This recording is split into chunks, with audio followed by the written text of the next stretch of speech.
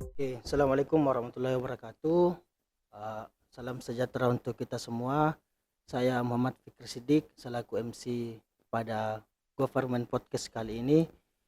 Kali ini kita bersama dengan Ibu Endang Sari SIP MSc selaku anggota KPU Kota Makassar. Ya.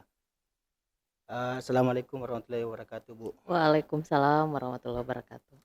Ya, mungkin episode kali ini Government Podcast ini bahas tentang bagaimana kesiapan KPU menjelang pemilu 2024 nantinya. Ya, Dan mungkin juga bisa menjelaskan bagaimana peran mahasiswa atau pemuda dalam hal ini dalam mempersiapkan pemilu yang akan datang. Ya, kita tahu sekarang, Bu, masuk pada tahapan pemilu 2024 yang notabene-nya akan beranjak ke 2024 nantinya untuk laksanakan pesta demokrasi, yakni pemilu 2024 yang dilaksanakan secara serentak.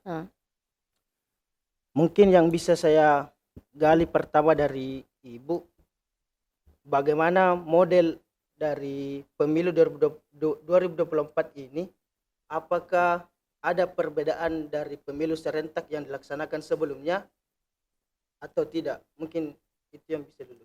ya. Oke, baik, terima kasih. Assalamualaikum warahmatullahi wabarakatuh. Waalaikumsalam warahmatullahi wabarakatuh. Terima kasih kepada Government Podcast yang sudah mengundang ya, adik-adik kru dari Government Podcast yang sudah mengundang untuk diskusi pada kesempatan hari ini. Alhamdulillah, puji syukur kehadirat Allah Subhanahu wa taala, Tuhan yang Maha Kuasa, sehingga kita bisa bertemu pada kesempatan ini. Nah, terkait pertanyaannya tadi soal apa yang membedakan antara pemilu 2024 dengan pemilu 2019. Yang pertama itu kalau dari sisi dasar hukum itu tidak ada yang berubah. Jadi kita tetap menggunakan Undang-Undang Nomor 7 Tahun 2017 sebagai dasar hukum pelaksanaan pemilu.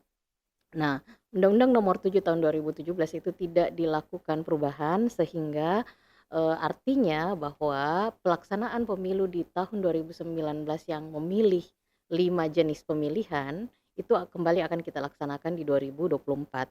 2019 kita memilih presiden dan wakil presiden, kemudian kita memilih anggota DPR RI, kita memilih anggota DPD, kita memilih anggota DPRD provinsi, dan kita memilih anggota DPRD tingkat kota. Nah, ini dalam satu hari kita melaksanakan pemilihannya seperti itu, dan dasar hukumnya sama, undang-undangnya sama yang tadi saya sampaikan. Undang-Undang Nomor 7 tahun 2017. Soal apakah pelaksanaannya akan tetap selesai seperti sebelumnya, memang ada beberapa yang kita jadikan evaluasi pada pelaksanaan 2019, dan itu terus-menerus diinventarisir oleh KPU, daftar inventaris masalah dan juga evaluasi pelaksanaan 2019 untuk dilakukan penyempurnaan di 2024, dan biasanya itu disempurnakan lewat pedoman teknis dan surat-surat edaran yang turun nanti untuk menjadi penjabaran dari Undang-Undang 7 nomor 2017 tadi, tahun 2017 tadi. Ya, mungkin saya berangkat dari apa yang tadi Ibu sampaikan mengenai adanya inventaris masalah.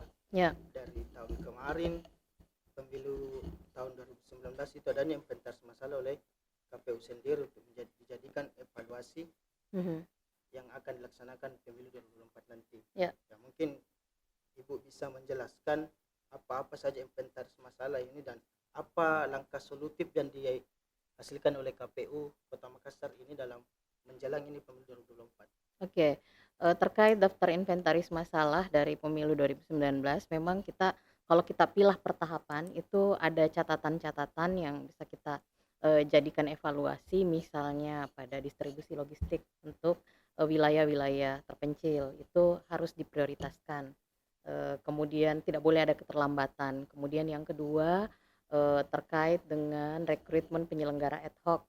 Kita tahu bahwa pada 2019 ada banyak kisah kelam tentang penyelenggara ad hoc kita, baik itu PPK, PPS maupun KPPS yang meninggal dalam menjalankan tugas, dan ini menjadi evaluasi serius dari KPU sehingga kedepannya evaluasi tersebut kita jadikan bahan untuk memitigasi pelaksanaan pemilu 2024 pada ad hoc, misalnya pada urusan surat kesehatan misalnya, pada, honor misalnya, pada honor penyelenggara, kemungkinan besar itu akan meningkat, kalau kita lihat dari, hasil konferensi pers yang dilakukan oleh KPU RI, itu ada peningkatan honor penyelenggara ad hoc di tingkat PP, KPPS maupun KPPS, seperti itu. Kemudian, pada tahapan rekapitulasi perhitungan suara nantinya itu pasti akan ada penyempurnaan pada tahap, pemungutan suara, kemudian model sosialisasi, karena tentu era 2019 dengan era 2024 ada 5 tahun, itu pasti pola komunikasi itu berubah. Perkembangan digitalisasi, teknologi komunikasi informasi itu, begitu pesat perkembangannya selama 5 tahun terakhir, dan tentu KPU dalam hal ini juga, dalam melakukan sosialisasi tahapan pemilu, itu tentu memperhatikan hal-hal tersebut. Saya kira seperti itu, termasuk Iya, juga di kampanye dan, tahapan-tahapan pencalonan dan hal-hal yang krusial lainnya. saya juga lagi-lagi terpatik ini Bu tentang Ya, pendistribusian logistik, apa yang menjadi sarana dan prasarana pemilu itu menjadi juga inventaris masalah ternyata di KPU Kota Makassar. Saya mau berangkat dari situ, bagaimana memang ketersediaan perangkat dan infrastruktur yang disediakan oleh KPU ini dalam menjelang menjelang pemilu 2024 nanti. ya. Kalau soal, ketersediaan perangkat, saya kira KPU sangat siap ya. Yang pertama dari segi SDM, KPU itu punya sumber daya manusia yang bekerja bersama KPU itu sebagai ad hoc itu, ada di tingkat kecamatan, ada 5 orang tiap kecamatan, kemudian ada 3 orang setiap kelurahan, kemudian di setiap TPS itu ada 7 orang KPPS ditambah 2 orang, petugas keamanan. Jadi ada 9 orang per TPS. Nah, ini membantu KPU melaksanakan tugas-tugas dalam, melaksanakan dan menyelenggarakan pemilu tersebut. Nah, mengenai distribusi logistik, kita juga bekerja sama dengan pihak keamanan, kita bekerja sama dengan pemerintah setempat, dan, tentu ketika, pesta demokrasi digelar, pemilu digelar, maka ini menjadi kerja bareng-barengan. Bukan hanya KPU, tapi ini melibatkan, banyak sekali stakeholder, pemerintah menyediakan misalnya, gedung pemerintahan kecamatan atau tingkat kelurahan untuk menjadi sekretariat dari KPU di situ. Itu, seperti itu. Termasuk, tempat-tempat untuk menampung logistik, cuman memang kondisi geografis kita di Indonesia khususnya di Makassar, ini kan tidak semuanya daratan, ada lautan. Kadang-kadang faktor cuaca, faktor, geografis seperti itu tadi, harus distribusi ke pulau, ini yang, kadang-kadang ada kendala, cuaca dan sebagainya, makanya ini diantisipasi sedini mungkin sehingga, ke depannya distribusi logistik itu bisa lebih lancar. Ya. Eh, Selanjutnya mungkin saya akan bertanya Ibu yang mengenai apakah ada ini aplikasi atau berbasis digital yang disediakan oleh KPU untuk akses ke ini info-info pemilu 2024 nantinya, atau adakah aplikasi yang disediakan KPU Makassar ini dalam proses penghitungan nantinya? Ya, terkait aplikasi teknologi komunikasi informasi itu KPU saat ini sudah memiliki banyak sekali aplikasi. Hampir di semua divisi itu ada aplikasi. Jadi, misalnya di, verifikasi partai politik ini ada SIPOL, Sistem Informasi Partai Politik itu bisa mengecek, data kegandaan, anggota partai misalnya. Itu bisa, mengetahui jumlah anggota partai dari masing-masing partai. Kemudian kita juga punya aplikasi, apa lagi namanya, eee, Lindungi Hakmu, ini untuk aplikasi data pemilih. Jadi dengan mendownload aplikasi tersebut, kemudian memasukkan NIK, kita bisa tahu apakah, yang bersangkutan sudah terdaftar sebagai pemilih atau tidak. Kalau sudah terdaftar, maka, sudah bisa mengakses dia terdaftar di TPS mana. Jadi sudah bisa, adik-adik sudah download pasti belum ya? Belum Makanya belum nanti belum. harus download setelah, Ya, acara ini harus download, itu lebih memudahkan. Jadi kalian bisa paham, kalian bisa tahu apakah sudah terdaftar sebagai pemilih atau tidak. Kemudian bisa juga mengecek di situ, TPS-nya di mana, kemudian di kecamatan mana dan sebagainya. Itu bisa terekam semua di situ. jadi Tapi dengan catatan harus punya KTP elektronik. oh, Sudah punya kan? ya, ya. Ya. Jadi ini Harus punya KTP jadi ini elektronik. sistemnya Bu, Ya. berarti tidak menunggu mikir lagi orang data pendataan bahwa Iya, kita ditentukan di TPS ini, iya. berarti sudah bisa melalui digital input. Bisa melalui digital. Jadi kita bisa download di Android untuk mengecek itu. Jadi sebenarnya sekarang lebih mudah. Bahkan dengan aplikasi yang dimiliki oleh KPU juga bisa cukup memasukkan NIK, kita bisa tahu apakah nama kita dicatut atau tidak.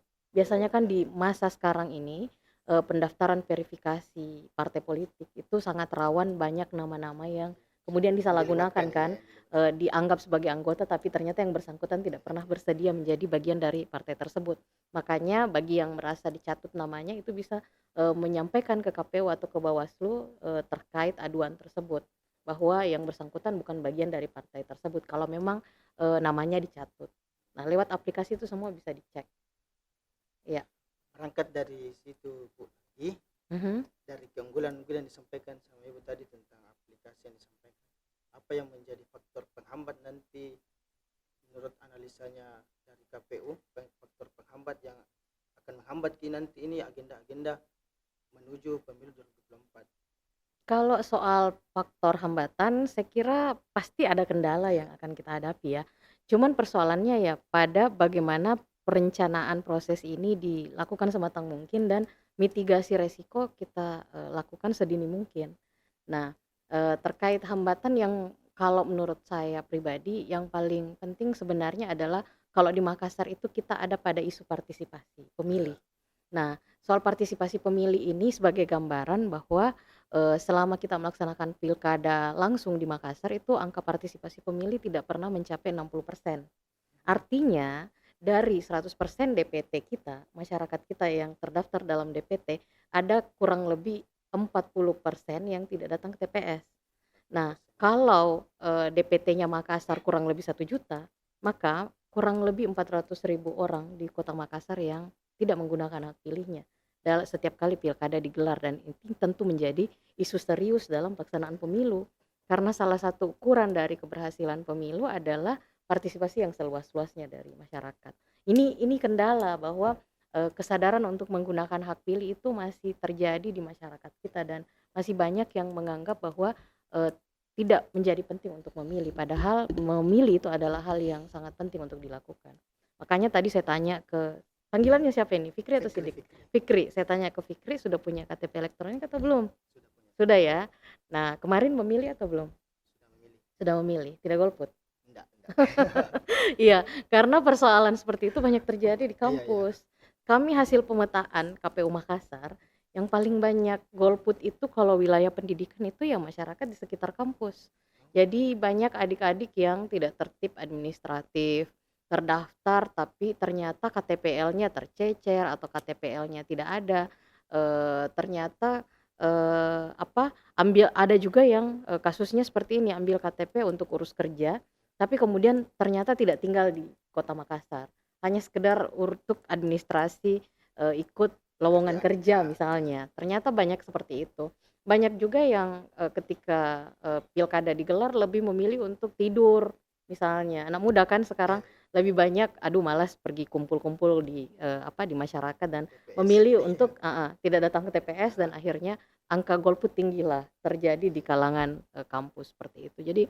Jadi itu tantangan bahwa partisipasi pemilih memang menjadi hal yang harus kita gaungkan bersama, harus kita yakinkan bersama agar hak yang dimiliki oleh masyarakat itu benar-benar dipergunakan. Sehingga pada akhirnya kita bisa melahirkan pemimpin terbaik, wakil terbaik dari proses demokrasi yang kita laksanakan. Ya, itu tadi yang disampaikan di hambatan yang memang bentuk real dari evaluasi-evaluasi kemarin, Ya, dan ternyata tingkat pemilih di Makassar ini tidak sampai 60%, partisipasi pemilih. partisipasi pemilih itu Ya, tidak sampai dengan 60%, dan ini juga menjadi suatu bentuk evaluasi untuk menuju pemilih 2024 nanti. mhm, Yang mungkin bisa saya pertanyakan sama Ibu, apa memang yang langkah solutif yang diberikan oleh KPU, yang dihadirkan oleh KPU ini mengenai hambatan yang telah disampaikan tadi mengenai partisipasi masyarakat. ya. Untuk meningkatkan angka partisipasi pemilih, kita merancang banyak program untuk mendatangi kantung-kantung tempat golput itu tinggi. Nah, yang pertama KPU Goes to Kampus, kami datang ke kampus. Kami kemarin sudah ke Universitas Negeri Makassar, Unhas juga selalu kami datangi, kampus-kampus seperti Universitas Muslim Indonesia, kemudian Universitas Bosowa, itu, rutin kami kunjungi untuk melakukan sosialisasi. Nah, kemudian yang kedua adalah KPU Goes to School. Adik-adik SMA yang beranjak usia 17 tahun, itu kita ingatkan agar segera melengkapi dokumen kependudukannya. Mereka harus ber-KTP elektronik. Kenapa? Karena KTP elektronik itu adalah tiket untuk masuk ke TPS. Itu bukti Anda adalah warga negara, Anda, adalah, memiliki hak pilih dan dengan KTP elektronik Anda bisa masuk TPS untuk menggunakan hak pilih tersebut. Kemudian yang ketiga adalah, KPU Goes to Campus, KPU Goes to School, kita ke pulau-pulau terpencil, ini sudah dilakukan oleh KPU Makassar, kita ke KPU Goes to Island, kita mendatangi warga pulau, kita berikan sosialisasi dan pendidikan pemilih. Kami akan datangi pulau-pulau di Makassar seperti Baranglompo, Barangcadi, Kodingareng. Kemarin kita sudah datangi Lae-Lae dan itu akan terus kita laksanakan. Kemudian kita bentuk kelurahan peduli pemilu dan pemilihan. Jadi kita punya kader-kader demokrasi berbasis kelurahan. Itu di setiap kelurahan, di setiap kecamatan itu diwakili satu kelurahan dan di kelurahan itu kita punya minimal 25 orang kader penggerak demokrasi di situ. Kader itu kita tanamkan nilai-nilai demokrasi, mereka kita ajak untuk aktif menyuarakan haknya, kemudian aktif untuk menggunakan hak pilihnya, kemudian mereka bisa menjadi penggerak partisipasi di wilayahnya, menjadi masyarakat yang tidak mudah terprovokasi oleh isu-isu sara yang bisa memecah belah persatuan dan kesatuan bangsa. Kemudian mereka mengatakan tidak pada politik uang, kemudian mereka bisa menjadi counter terhadap hoax yang beredar di masyarakat, tidak menjadi penyebar hoax. Mereka bisa menyaring dulu informasi baru kemudian melakukan sharing informasi. Itu yang kita lakukan. Kemudian kita rangkul komunitas-komunitas, kita bekerja sama dengan lembaga-lembaga agama, kemudian kita bekerja sama dengan kelompok disabilitas, kita apalagi namanya kelompok perempuan. Jadi kita upayakan bahwa informasi itu seinklusif mungkin dan bisa menyasar semua kelompok-kelompok yang ada di masyarakat. Makanya selalu kami sampaikan dalam bekerja KPU tidak bisa sendiri.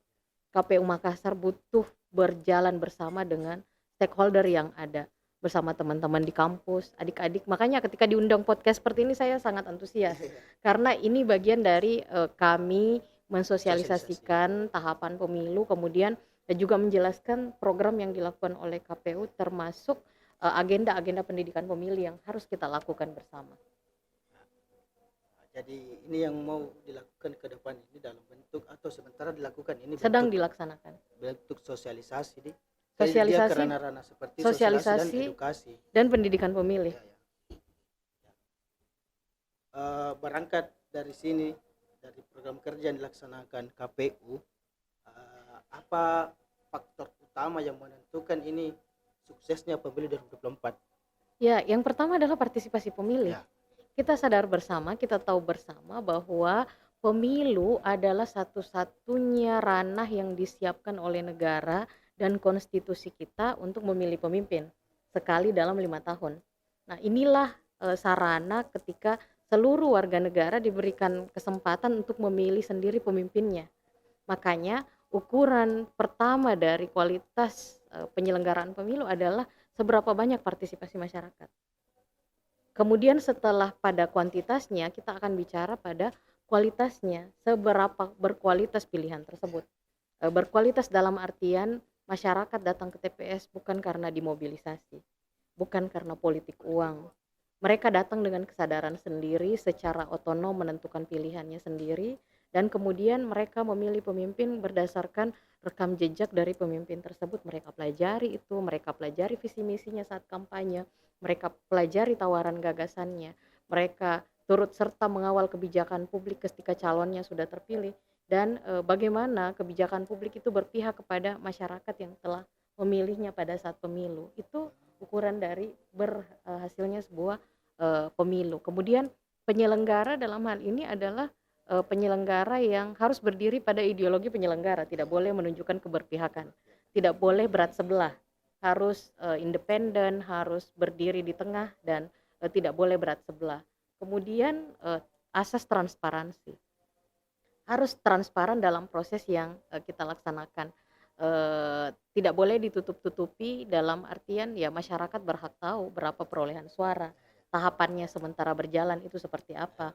Prosesnya harus bisa ditebak bahwa saat ini proses dari 20 bulan pelaksanaan pemilu kita sudah di proses mana. Ya, ya. KPU harus menjelaskan itu ke publik. Masyarakat, publik memiliki hak untuk tahu, apa yang menjadi tahapan yang saat ini dikelola oleh KPU, termasuk juga apa tawaran visi misi dari masing-masing paslon yang Ya. mengajukan dirinya untuk dipilih. Masing-masing calon yang mengajukan dirinya untuk menjadi wakil rakyat. Itu harus, disampaikan seluas-luasnya kepada masyarakat. Ya, mungkin tadi ini dari partisipasi masyarakat, adanya kerjasama dan koordinasi antara stakeholder, Mhm, bahkan disebut tadi adanya peran ini mahasiswa dalam suksesnya pemilu 2024 nanti. mhm. Eh, Ya, Bagaimana dari KPU ini membangun komunikasi dan koordinasi terhadap stakeholder yang telah ditetapkan atau telah ditentukan oleh KPU dan kepada masyarakat maupun mahasiswa. mhm.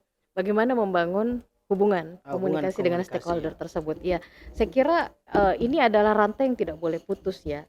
KPU adalah representasi dari lembaga publik, maka KPU harus hadir menjadi bagian dari lembaga publik tersebut, menjadi bagian dari publik tersebut. Tidak boleh terhadap, eee, stakeholder pun KPU tidak boleh berat sebelah, harus memberikan ruang pada kampus, pada, komunitas, pada tokoh masyarakat, pada perempuan, pada disabilitas, pada kelompok marginal, pada, kelompok pemuda, pemilih pemula, dan semuanya dan semuanya. Jadi, ruang itu KPU adalah ruang yang bisa diakses kapanpun.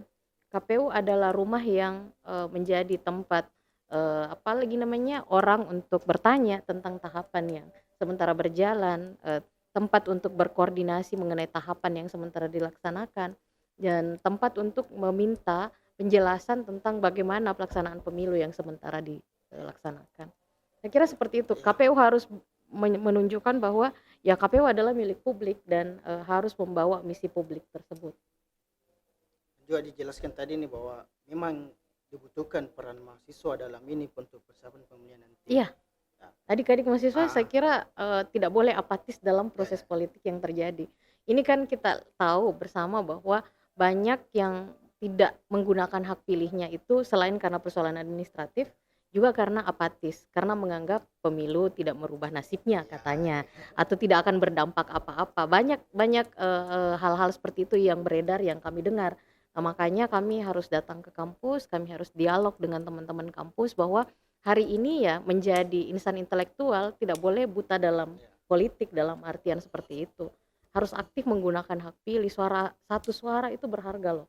Dan Anda bisa menjadi penentu, siapa yang akan menjadi wakil rakyat dan siapa yang akan menjadi pemimpin, baik daerah maupun negara. Mengapa? Karena jumlah, adik-adik mahasiswa, jumlah generasi pemilih pemula maupun pemuda itu signifikan sekali dalam daftar pemilih yang kita miliki. Karena dirasa cukup berperan aktif kini mahasiswa. Apa yang menjadi peran utama mahasiswa selain dari partisipasi mahasiswa dalam pemilu ini, Bu? Saya kira, KPU bersama mahasiswa, adik-adik mahasiswa, saya kira punya kepentingan besar pada bagaimana demokrasi menjadi lebih sehat. Demokrasi kita tumbuh menjadi sesuatu yang kuat di negara kita. Mengapa? Karena kita punya kepentingan bersama pada proses demokrasi yang sehat tersebut. Saya kira hanya di proses demokrasi yang sehat, setiap orang diperlakukan sama dan, tidak ada yang membeda-bedakan, tidak ada yang dibeda-bedakan. Satu suara Anda sama dengan satu suara, pejabat, satu suara guru besar, satu suara, orang-orang di luar pengusaha dan sebagainya. Itu tidak ada yang, dibedakan. Satu suara, pemilih pemula sama dengan satu suara tokoh masyarakat misalnya. Itu hanya di sistem demokrasi yang mengakui persamaan seperti itu. Kemudian sistem demokrasi memberikan, arah pada pada ruang untuk, tidak ada ruang bagi ketidakadilan seharusnya. Semua harusnya diperlakukan sama, adil, seadil-adilnya dan, eee posisi itu saya kira menjadi misi dari teman-teman mahasiswa juga. Saya kira mahasiswa adalah, apa, apalagi namanya, insan intelektual yang, berdiri harusnya paling depan untuk hal-hal yang berbau ketidakadilan. Dan ini menjadi misi bersama. Pemilu adalah ruang di mana semua orang memiliki kesempatan yang sama untuk diperlakukan sama dan memilih pemimpin. Ini proses ketika kepemimpinan publik itu dipilih bukan karena pemaksaan kehendak dan juga bukan karena penggunaan kekerasan, tapi kesadaran bersama untuk menentukan suara terbanyak siapa yang terpilih, siapa yang kemudian dipilih dari suara terbanyak tersebut. Saya kira pada irisan itu, misi mahasiswa sebagai insan intelektual yang berdiri terdepan untuk menjaga tumbuh kembangnya demokrasi itu beririsan dengan kepentingan KPU untuk sama-sama menjaga pemilu ini menjadi berintegritas. Mungkin itu yang menjadi peran mahasiswa ya ini dalam proses pengedukasian kepada masyarakat Ya, bahwa memang ini butuh partisipasi masyarakat dalam butuh proses pemilu. partisipasi seluas-luasnya untuk hal tersebut. Partisipasi yang tidak dimobilisasi, partisipasi yang otonom, partisipasi yang sadar, partisipasi yang melahirkan pilihan yang berkualitas. Adik-adik mahasiswa saya kira punya privilege yang luar biasa, belajar di kampus, belajar berbagai macam pengetahuan di dalam kampus dan harusnya itu menjadi terang yang menyinari lingkungan sekitar bahwa menentukan pemimpin itu caranya seperti ini loh. Memilih pemimpin yang ideal itu caranya seperti ini. Menentukan siapa yang akan mengelola negara atau daerah itu yang seperti ini. Saya kira ilmunya ada di adik-adik mahasiswa, adik-adik pelajari itu di kampus dan sayang sekali kemudian pengetahuan itu ketika itu tidak digunakan dalam pesta demokrasi yang diberikan negara yang hanya digelar 1 kali dalam 5 tahun. Mungkin itu yang bisa saya sampaikan untuk sementara Bu. Ya. Ya mungkin ada Mau lanjut kesempatan di juga lain tidak apa. hari tentang itu.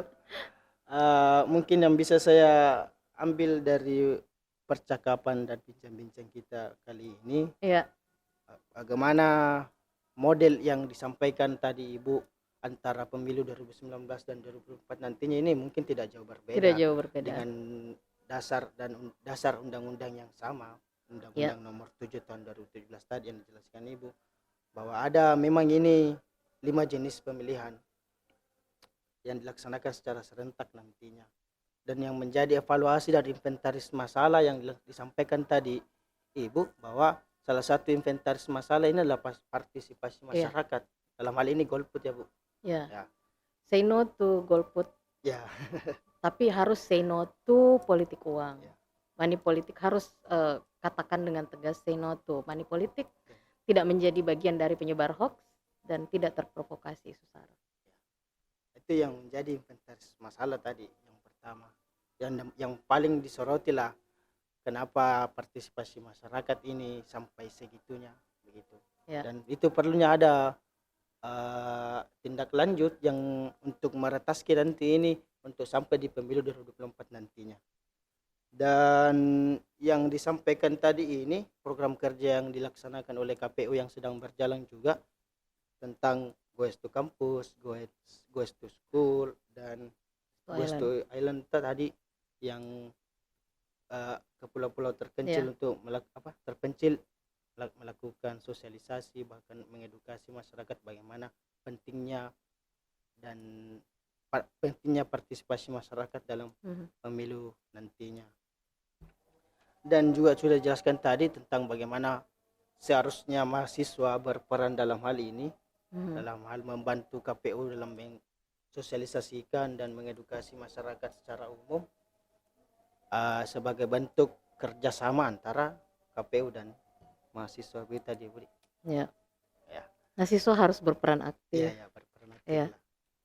Sadar dengan haknya sebagai warga negara, menggunakan hak tersebut sebaik-baiknya, dan juga bisa menularkan virus demokrasi ke lingkungannya, minimal ke lingkungan terdekatnya. Hal-hal yang mencederai pelaksanaan pemilu itu kami berharap adik-adik mahasiswa sebagai insan terdidik itu berdiri paling depan untuk menyuarakan hal tersebut, menolak politik uang pada setiap pelaksanaan pemilu digelar atau pemilihan kepala daerah digelar, kemudian tidak menjadi yang terdepan menyebarkan hoax, apalagi paling banyak main gadget kan Gadget. hari ini. Nah, itu tidak terbiasa menyaring informasi dulu, baru kemudian men-share informasi tersebut. Kemudian tidak terprovokasi hal-hal yang bisa memecah belah persatuan dan kesatuan kita. Ya, mungkin itu yang disampaikan oleh Ibu Endang Sari, SIP MSI, selaku anggota KPU Kota Kota Makassar. Makassar. Mungkin cukup sekian pembahasan kali ini, Bu. Terima kasih atas kesempatannya.